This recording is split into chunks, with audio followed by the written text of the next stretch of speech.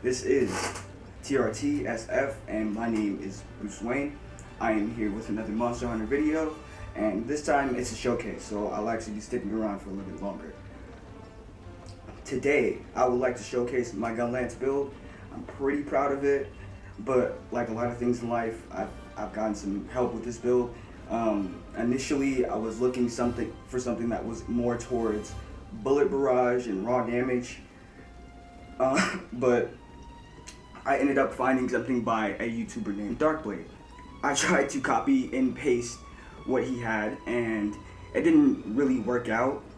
So, that's perfectly fine. He augmented some of the better decoration slots that he has, so that's great, and that's better than probably what I have. So but I am still going to talk about this build at least. So this is going to lead me to the build, which should be on screen now.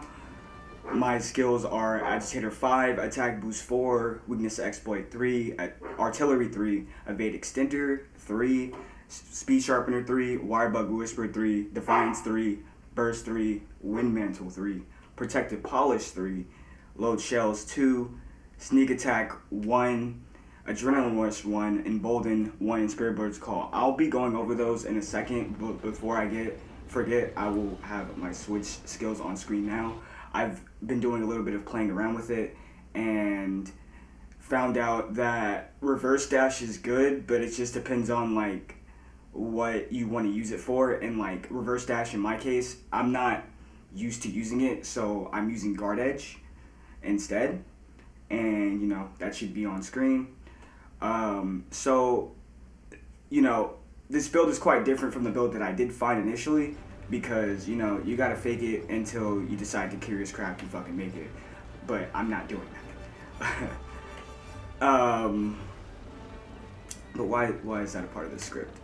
But to give a little bit of the explanation of the Gunlance, in my opinion, I see the weapon as kind of different than anything else you're gonna come across in Monster Hunter. Like, yeah, there's the lance, but like you can pick up and play the lance. Unlike the Gunlance, like you're not gonna be used to poking a monster and shelling at the same time, which is shooting. So it's something that you'll have to get used to, but the time that you invest into it has good payoff. Like I don't mind it, and I personally like it. It's like longsword to me. Like you can't just automatically go in and think you're gonna be sheathing everything and kind of doing all this stuff perfectly, because it all requires timing and your knowledge. Like Monster Hunter Rise is just based on pure skill. That's perfectly fine. So I wanted to now get into some of these skills. If you're already familiar, then like maybe you might want to skip to the video and just the showcase itself. But for the people that don't know, I prefer Attack Boost 4 because no personal reason. It doesn't have anything to do with like damage. I'm just not a big damage guy. It takes a lot of more investment in your slots when you're investing for more attack boost. So I wasn't going for that. So I didn't like go that route. Agitator helps me do more damage when the monster is mad. Weakness Exploit helps me do more critical damage when I hit weak spots, but it doesn't apply to my shelling. And Artillery 3 is really important because it increases my attack by 30% while reducing my Wyvern Fire cooldown. So something I didn't really explain with the Gunlance, because like I'm intending for people to at least know what weapons are in Monster Hunter, but I don't want to go through all of that. The Wyvern Fire is the thing you use when you have to charge it up to be able to use it when you initially firing it, but you also have a cooldown which you have to use. Well, not what you have to use, but you have to wait, and there are actually Wirebug skills that you can use to reduce that cooldown. Honestly, to like take it down to nothing and then just kind of spam it. But it's not really spamming if you have to use the wire bugs and then you have to wait for the wire bugs to come back. So it's a cycle. It's a cycle. I have Evade Extender 3, which helps me move out of the way of monster attacks.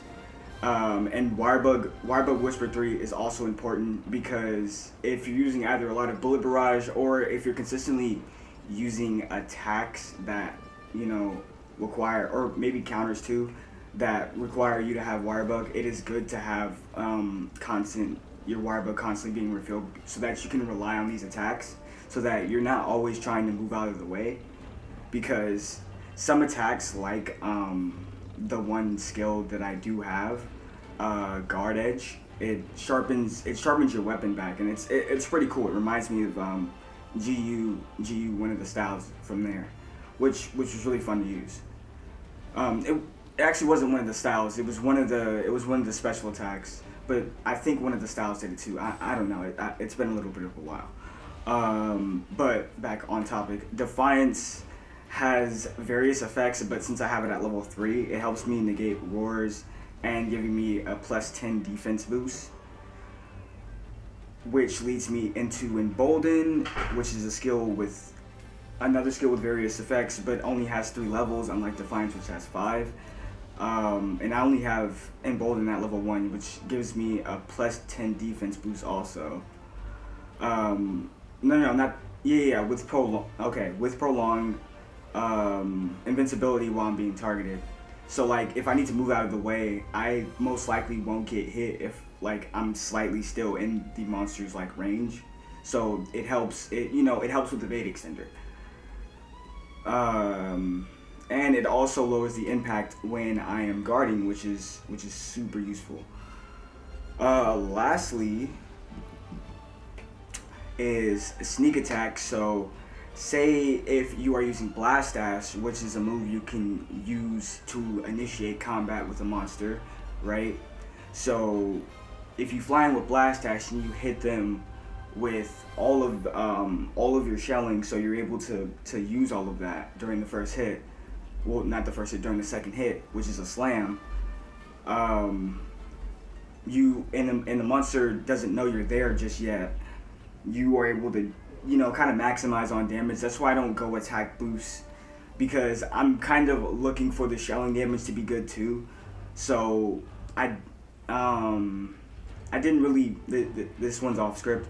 I did at first augment for all attack, but then I started talking to some people that I was playing with on Discord, and somebody did recommend me to at least have a level 2 rampage slot so that I'm able to use anti-species decorations, which is super good, and have a level of shelling boost, which also gives me an extra level of shelling, so which is an extra shot. So that helps.